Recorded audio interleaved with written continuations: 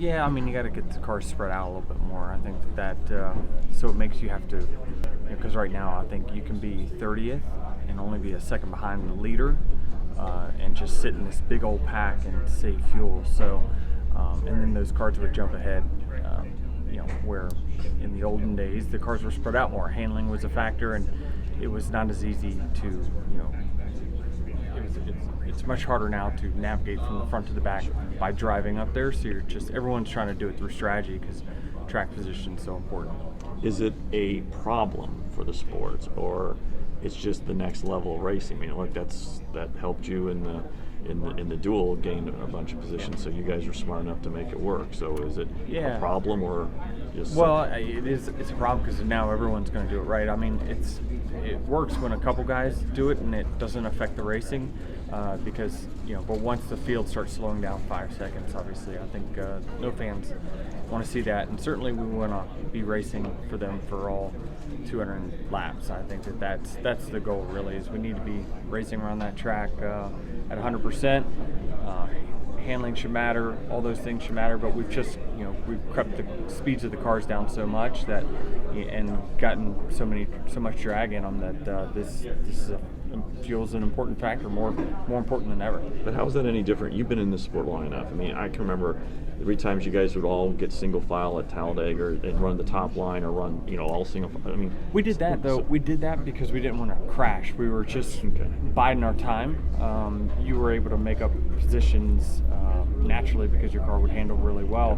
Where now it just seems like once you get the first 2 lines going, that's pretty much it, unless there's some fuel saving going. So super speedway racing's not always been super exciting, but once they added the stages, I felt that really kind of helped the type of racing that we saw on those tracks, and certainly I'm sure NASCAR will make some sort of adjustment to try to curtail some of this fuel saving.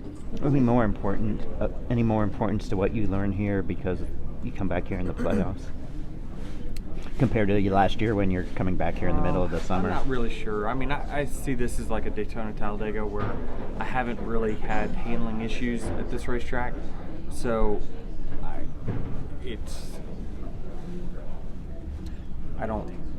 is there a lot to learn maybe for the team, but I don't know about for myself. Like compared to Vegas and Phoenix? Yeah, those tracks certainly you definitely are learning a lot.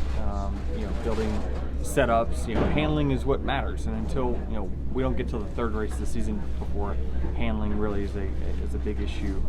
So this is just the first 2 races are super speedways, and it's just a different beast. We'll get into the grunt of the season 4 or 5 weeks from now.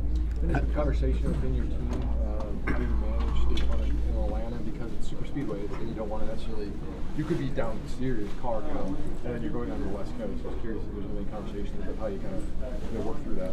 Yeah, I think all the teams kind of make sure they got their cars in line, and even if they lost all of them, ideally from a financial standpoint it's not very good, but they've got inventory around they shuffle things to make sure there's always an emergency car there if they need it. So I don't think, maybe for the small teams it probably might be a little bigger issue, but certainly the way that we work in particular, I don't think that we have any car count issues right now. From a driver standpoint, how has the racing evolved at Atlanta with this configuration? Well, it's a different track than it certainly used to be, for sure. It's more of a speedway drafting type track, so it takes a little bit different technique. Usually when we were coming around here, the practice that we have was so crucial to getting your car right for the duration of the race. But this one, again, I probably won't say anything about handling more than about 3 or 4 times the entire race. It's just a very circumstantial of get myself up there, make sure we have good strategy, do a good job on and off pit road. This is going to be the same story as last week, and just see what happens. But I think that I don't think the fuel saving stuff's going away this week. Steve Phelps said he'd like to see 36 Denny Hamlins in the field, and I think he was talking... I think he's lying. Could you imagine 36 of you, whether it's personality, talent, whatever? No, I don't think so. I think there's room for everyone at the table for sure, and certainly the clashing personalities is what makes rivalries, right? I mean, I think that when you look at, I've gotten into it, had a rivalry with just about anybody that's been pretty good in the sport, and then some that are even average. I just think that, that's what makes those rivalries is clashing styles, clashing ideals, and so that's what the sport was built off of. I mean, Jeff Gordon, Dale Earnhardt couldn't be any more different, right? But it created kind of a rivalry. You're very complimentary of Byron after he won the 500. What have you seen in his progression that hasn't raised your ire like some of the young drivers have coming in? Excuse me. I don't have to go there. Okay. I think, I just super, envious of kind of how he's progressed as a driver. I mean, I think we saw it from the Truck Series to Xfinity Series. He always was winning, and again, he's always had really great equipment, but so have a lot of his teammates as well. So he's just continually, in my mind, gotten better and better. And then to be, what is he, in his mid-20s or so? He's got such a long future ahead. He's a guy that, we could be talking about in that 60-70 win category if he keeps going on this pace. So he's got the potential. You and Truex 12th and 13th in qualifying. Is that a big enough step after what you showed at Daytona in qualifying? Yeah, I'm really happy with the gain in the qualifying. Again, I think some of it could be, I think getting up to speed is a little more important at this racetrack because it's only a mile and a half, so we don't have that extra mile to get drugged by those cars that have less drag, so or horsepower. It's tough to figure out which one. But I think it's the field is generally just tighter at this type of track because of it's shorter, even though it's a wide open track. But I do think it's a good thing that we're not buried in the 30s like we were last week. Ross mentioned there's been some conversation about this track is eventually going to evolve away from a drafting track to more of a go back to the old Atlanta. Have you seen that, and do you think that will eventually continue down that road? I think that they'll make adjustments to keep it this way as long as possible. I think they'll change the tire to give it more grip. I think that this tire needs to get worked on. I think it is getting worked on in the middle of the summer. They're going to change the tire for the fall. So to make sure they keep the speedway style racing going here for as long as they can. So they'll just continue, I think, making the tire grippier and grippier as the asphalt loses a little more grip. So it's still, I think, are we 2 years into this? Yeah. It's, it hasn't changed that much. It's a little bit, but it hasn't changed that much. We're still under the tire quite a bit. And you think that they're going to do whatever, whether it's repaving the tire or whatever, they're going to want to maintain the characteristics of past racing here. I think so. I think that they're likely going to want to keep it this way for as long as they can. With the success of Toyota's on the mile and a half going next week to Vegas, what's kind of your anticipation of getting the first time out on a mile and a half of this country? I'm looking forward to it. I really am. I'm really excited because it's obviously a playoff track. It's one that we've had some success at, and I just want to see where does the field stack up.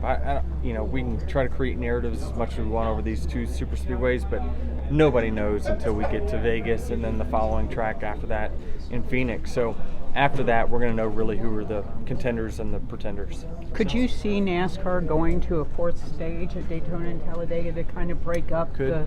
Yeah, it definitely could. That could be a part of it for sure. I think certainly where the stages fall on super speedways has a lot to do with how much fuel you're saving and whatnot. So could you add a reward another stage?